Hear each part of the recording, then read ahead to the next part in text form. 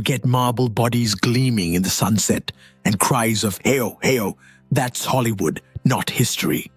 Beneath Sparta's laconic shield, celebrated as a bastion of freedom, lay one of antiquity's most brutal systems of social control.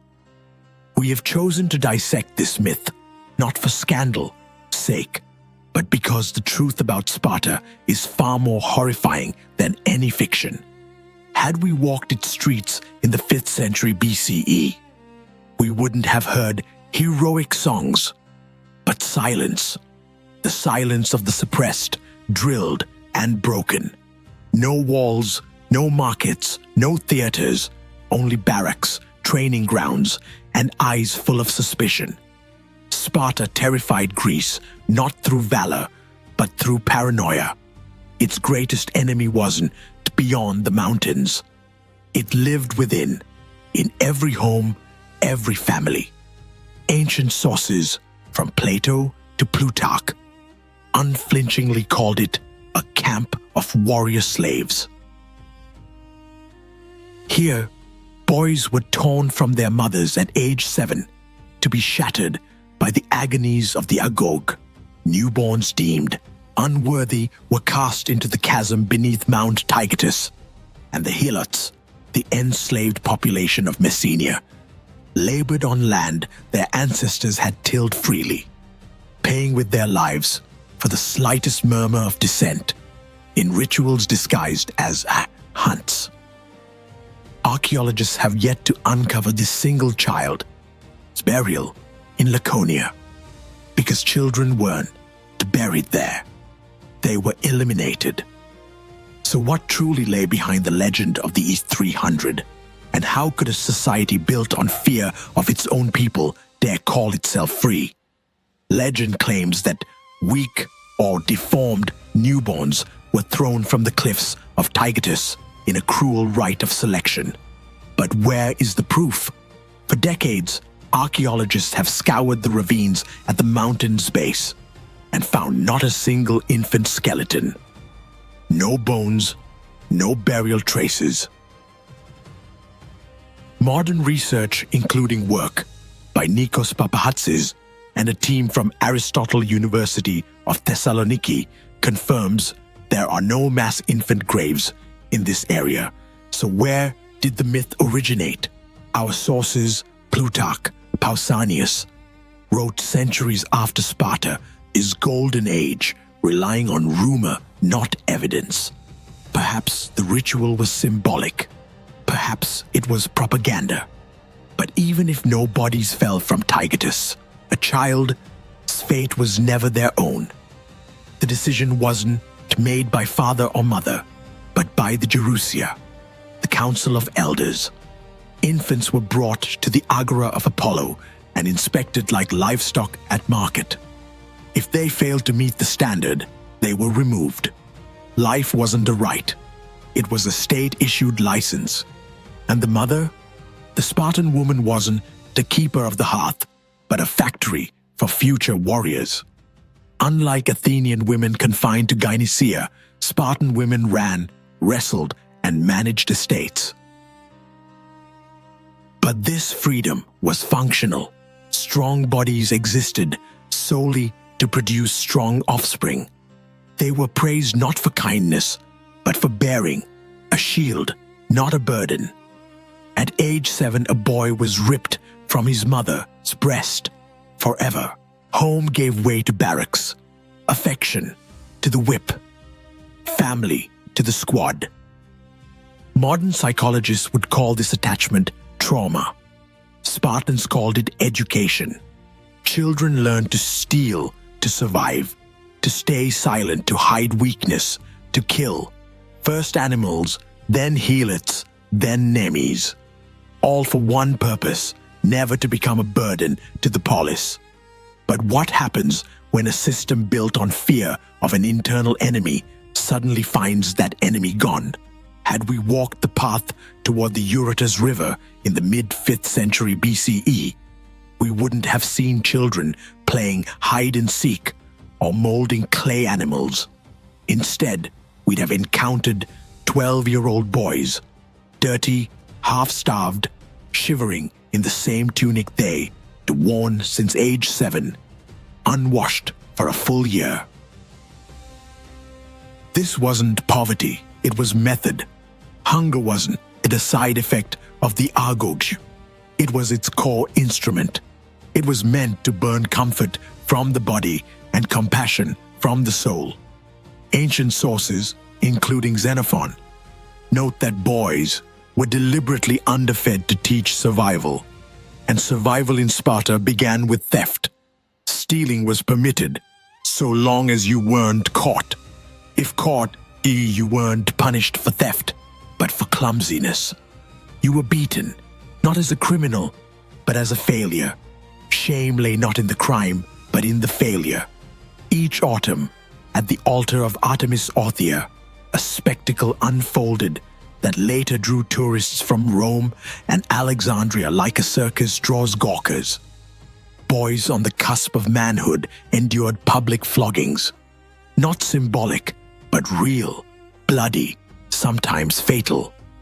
Plutarch writes, "They endured the blows without uttering a sound, and those who lasted longest received honor and a crown."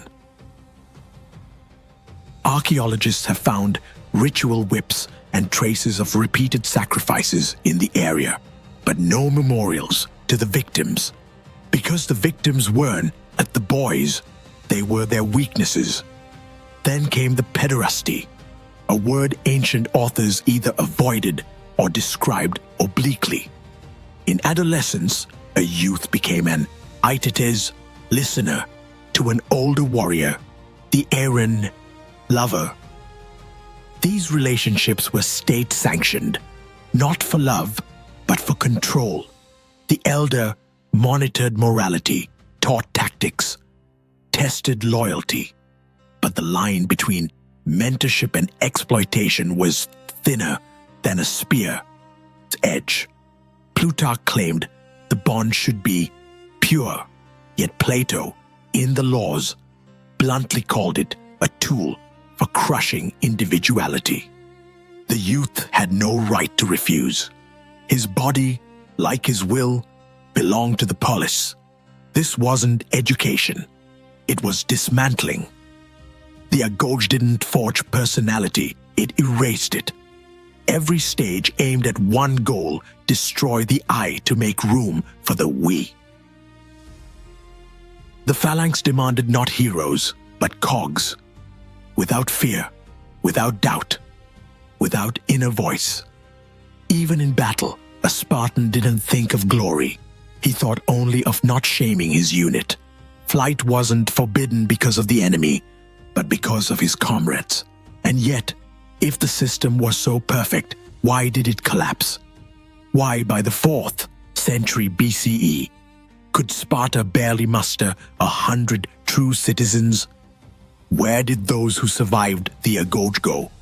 Had we walked Sparta streets at midday, we wouldn't have seen blacksmiths at anvils, potters at wheels, or merchants in the agora.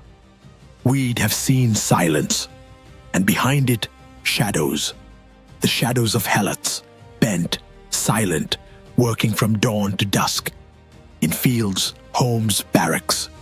They baked the bread, wove the tunics, cleaned the weapons. Everything Spartans deemed beneath their dignity. But Helots weren't mere slaves. They were an entire people in bondage. Unlike Athenian slaves, who could be bought or sold, Helots were tied to the land like roots to stone. They didn't belong to individual masters. They belonged to the state. They couldn't be freed on a whim. They couldn't be killed without permission. Almost.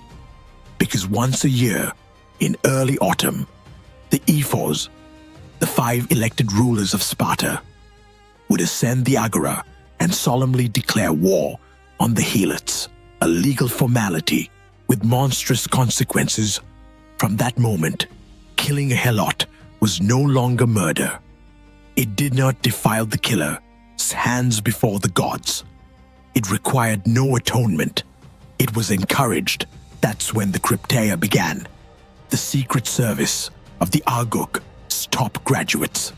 Youths hardened by pederasty, now numb and ruthless, received their first mission.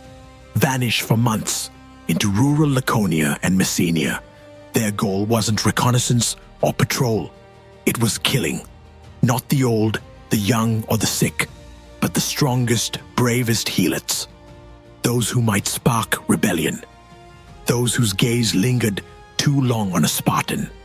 They were killed at night, from ambush, without warning. Bodies were left to rot in ditches as a warning. Plutarch called the krypteia training in courage, but it wasn't training. It was terror, systematic, state-sanctioned, ritualized, and it was necessary because Sparta lived in constant dread for every 9,000 Spartiates. Thucydides estimated over 200,000 Helots, 1 to 22, a city built on a foundation of fear. And the economy? It didn't exist, not as other Greeks understood it. Spartans despised crafts, trade, even coinage. Instead of silver drachmas, they used iron spits, red-hot forged, to make them unstealable and unusable beyond Laconia. This enforced artificial equality and artificial scarcity. No one grew rich, no one starved. All were equally dependent on the labor of those they refused to see as human. But what happens to a society where every man is a soldier, every child a potential cog, and every woman an incubator? It ceases to reproduce itself. By the late 4th century BCE, fewer than 1,000 true Spartiates remained. Their lands lay fallow. Their barracks fell silent. Because a system built on eliminating the weak ultimately destroyed itself. Yet, if Sparta fell due to demographic collapse, why did its myth endure? Who turned this camp of warrior slaves into a symbol of freedom? Had we stood on the battlefield of Leuctra in 371 BCE, we wouldn't have seen an invincible machine, but bewildered men in armor watching their world crumble. The legendary Spartan phalanx, impenetrable, unyielding, advanced in its familiar depth, 8 ranks, clenched like a fist. But the Thebans, under Epaminondas, did the unthinkable. They doubled their left flank to 50 ranks and drove it straight into Sparta's elite. The spine of the system snapped in minutes. 300 Spartiates fell that day, nearly 1 in 10 of Sparta's citizens. This wasn't defeat. It was autopsy. Sources: Plutarch, Xenophon, Diodorus agree. Spartan tactics never evolved. They couldn't maneuver, couldn't adapt. Their strength lay in one thing: silent, dead discipline. Before battle, flutes played Apollo's hymn. Not to inspire, but to drown trembling knees and synchronized steps. Enemies saw a wall of shields, heard silence, and broke before contact. But once the pattern was disrupted, once the foe refused to play by the rules, the Spartan lost not just advantage, he lost meaning. Take Thermopylae, the 300 Spartans who died in the pass. Heroes' documents suggest otherwise. It was a strategic defeat disguised as sacrifice. Leonidas knew the Persians would flank his position. He stayed not to win, but to delay, and to stage a spectacle. Sparta needed a myth because its real power was fading. Even in 480 BCE, the number of full citizens was declining. Thermopylae wasn't a military operation. It was ancient PR, a script written in blood to intimidate enemies and comfort its own.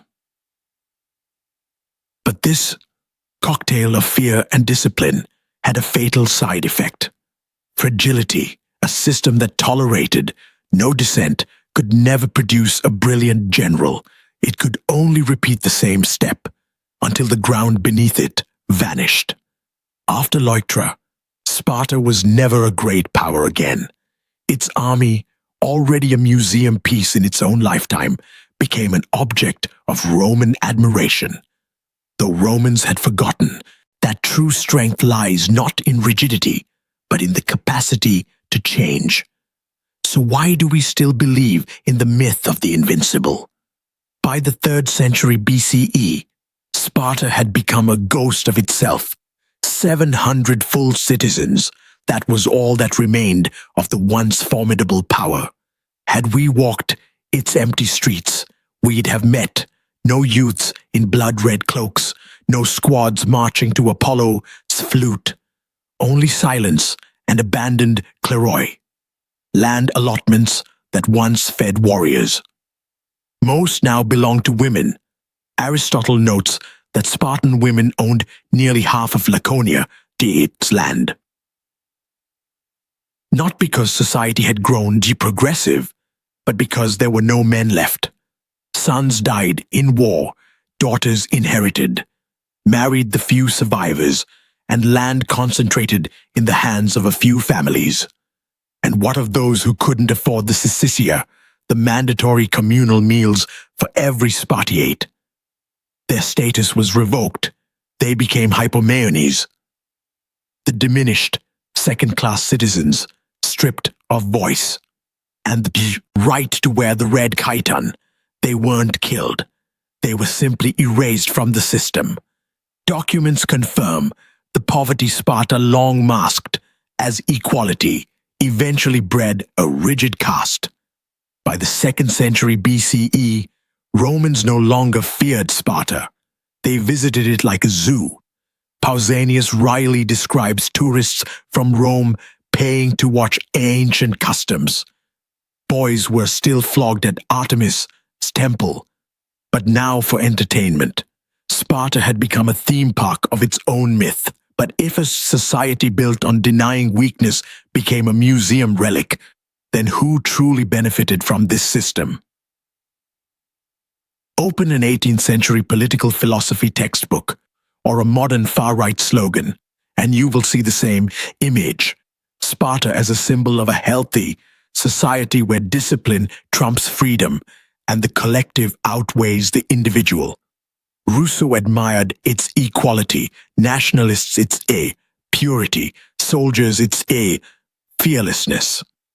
But the documents tell a different story. Behind this image lies not a model state, but a terrifying precedent of cultural decay. Sparta left no philosophical schools, no theaters, no temples worthy of mention alongside Athens. Its legacy? Iron spits instead of coins, and helot bones in ditches. The price of its order was absolute, the destruction of everything that makes us human: compassion, creativity, doubt. Archaeology is silent where poetry should sing. History doesn't glorify Sparta. It warns a civilization built on violence for the sake of stability doesn't evolve. It dies out.